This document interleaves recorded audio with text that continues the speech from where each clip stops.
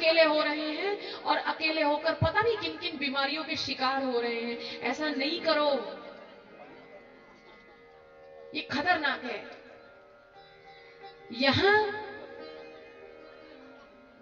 हमारी देवहूति जी ज्ञान ले रही हैं अपने ही बेटे से।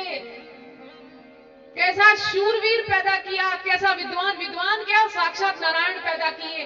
अरे भारत की अम्मा, हमारे यहां ऋषियों मनीषियों ने भगवान को पैदा किया है। रे तुम कहते हो हमारा बेटा नालायक निकल गया। क्यों नालायक निकला है, मैं तुमसे पूछती हूं। क्यों पैदा किया नालायक बेटा, क्यों निकला नालायक बेटा? मैं हर बाप से प्रश्न पूछूं, मैं हर मां से प्रश्न पूछूं। हमारे यहां तो श्री भगवान अवतार ले रहे थे, तुमने कहां से नालायक बच्चे पैदा किए? क्यों नशेड़ी गंजेड़ी पैदा किए हैं? क्या कमी रह गई थी? क्या गुरु के चरणों में बैठकर पूछा नहीं, महाराज संतान, उत्तम गुणों वाली संतान हम कैसे पैदा करें? किस लिए गुरु मंत्र लिए थे, किस लिए नाम लिए थे? पूछ नहीं सके अपने गुरुओं से कि महाराज हमारा रास्ता बताओ, हम कैसे चलें? होश में आइए। जिन जिन गुरुओं के सानिध्य में बैठते हैं, सबसे पहले उनसे परिवार संभालने की कला सीखिए, क्योंकि आप एक से मिलकर परिवार, परिवारों से समाज, समाज से फिर राष्ट्र और देश बनते हैं। और आप कहते हैं हमारा बेटा हमारे कहने में नहीं है, हमारी बेटी हमारे कहने में नहीं है, फलाने की बेटी फलाने संग भाग गई, फलाने का बेटा फलाने की लड़की निकाल कर ले गया। क्यों हो रहा है ऐसा भाई? कहां गई चरित्र, कहां गई मर्यादाएं? कैसे लेकर भाग गया तुम्हारा बेटा किसी की बेटी? तुम्हारे अपने घर में बेटी नहीं थी क्या? कैसे चली गई एक बेटी पिता की मर्यादाओं को लांघ कर? मां कहां थी, मां ने क्या सिखाया? सिखा नहीं सकी क्या तुम? तो इसलिए अगर बेटे नाकाबिल हैं, अगर बेटियां अमर्यादित चल रही हैं, तो सारा दोष माता और पिता को जाता है। माफ करना, तुम्हें सुनने में बुरा लगेगा, लेकिन बात यही है। क्यों नहीं सिखाई मर्यादाएं बच्चों को? क्यों नहीं सिखाया तुमने कि जैसी तेरी बहन है वैसे वो भी किसी की बहन है? कैसे बेटी भाग गई घर से बाहर? क्यों नहीं तुमने बताया कि तुम्हारे पिता ने 22 साल 20 साल तुम्हें कितनी मेहनत से पाला है? और बेटी जिस घर में है, उस घर का मतलब यही है कि बेटी पिता की शान बनेगी, बस उसी से परिवार जाना जाएगा, उसी से परिवार का मान सम्मान है। तुमने सिखाने में चूक की है, इसलिए ये गड़बड़ियां समाज में हो रही हैं। और सनातन में ये गड़बड़ियां शोभनीय नहीं है, नहीं होना चाहिए। इसलिए कृपया मजबूत माता पिता बनिए, मजबूत विचारधारा रखिए, और आगे कंट्रोल तुम्हारा बढ़िया होना चाहिए।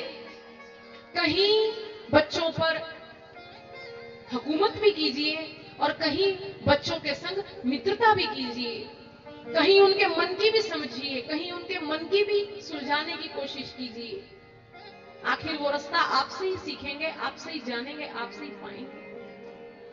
सो हमारे भारत को सुदृढ़, बढ़िया, चरित्रवान संतानों की, बच्चों की, बच्चियों की आवश्यकता है। और समय रहते अगर हमने अपने परिवारों को ना संभाला तो चिटक तो रहे ही हैं। जड़ें अगर खोखली हो गई तो फिर कहां आगे तक हम अपनी इमारत खड़ी कर पाएंगे। तो ये भागवत कथा सिर्फ मुक्ति की कथा नहीं है, ये सिर्फ आपको सुलाने के लिए नहीं है, ये आपको जन्म जन्मांतरों की नींद से जगाने के लिए भी है। केवल जीवन से मुक्ति ही नहीं, मृत्यु के बाद मुक्ति ही नहीं, तुम्हारा जीवन भी सुंदर होना चाहिए, तुम्हारे घर परिवार भी मर्यादित होने चाहिए। यहां नवधा भक्ति का ज्ञान पाया, यही ज्ञान श्री राम ने शबरी को दिया।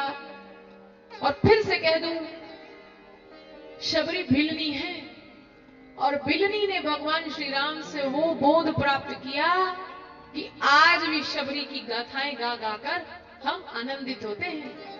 हर अम्मा भारत की अपने आप को शबरी मानती है जब श्री राम की कथा आती है।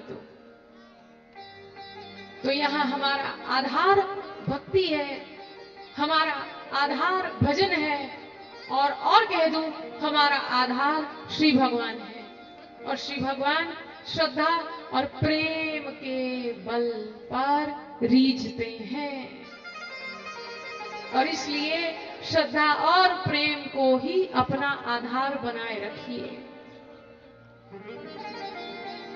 बोलो श्रीमद् भागवत महापुराण की जय, बोलो श्री वेद व्यास जी महाराज की जय, बोलो श्री सुखदेव जी महाराज की जय, बोलो श्री परीक्षित जी महाराज की जय।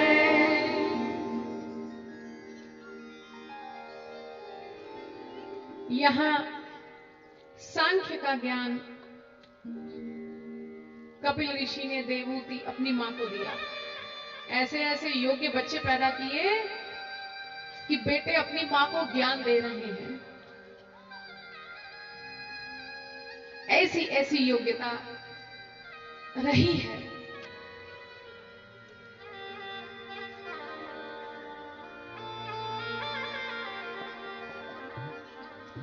मेरे अनुसार तो मुझे यहां कथा को विश्राम देना चाहिए, 4:30 हो गए हैं, लेकिन मुझे ये कहा गया है कि आज आप 4:45 बजे आरती करेंगे।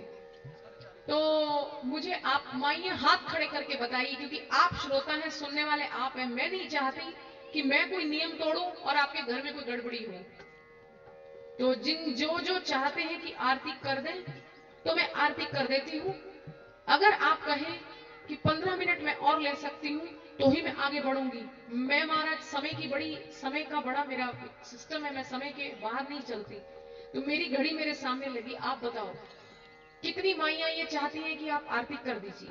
हाथ खड़े करो, शर्माओ मत। आपका मेरे से लेन देन है। ऐसा ना हो मैं लेट कर दूं तो फिर आपको आगे गाड़ियां ना मिले। मुझे पता है कोई दूर दूर से आई है। करो करो खड़े। आपका वोट है महाराज, अधिकार है आपको। तुम्हारा वोट, तुम्हारी आजादी। आप लोग अब मेरे से बात कीजिए, हाथ खड़े कीजिए जो कहती महाराज आरती कर दीजिए।